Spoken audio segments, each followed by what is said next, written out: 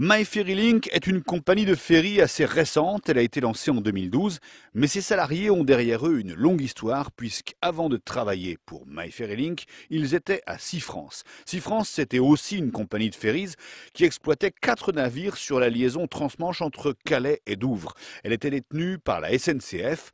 En 2012, SeaFrance a été liquidée et c'est Eurotunnel qui a récupéré une grande partie de ses actifs, 3 navires, le Berlioz, le Rodin et le Nord-Pas-de-Calais.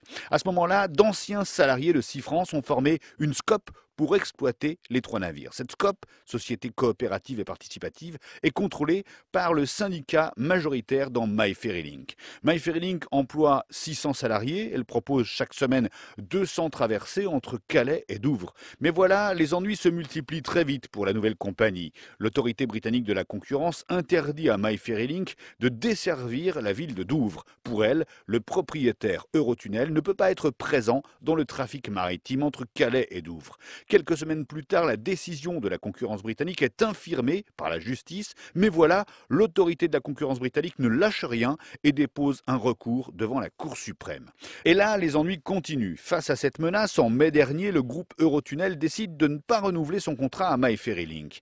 Eurotunnel décide de vendre 2 ferries sur 3 à une compagnie concurrente danoise. Mais ce n'est pas tout, la direction de MyFerryLink est évincée au printemps et il y a 2 semaines, le tribunal de commerce de Boulogne-sur-Mer place la compagnie en redressement judiciaire.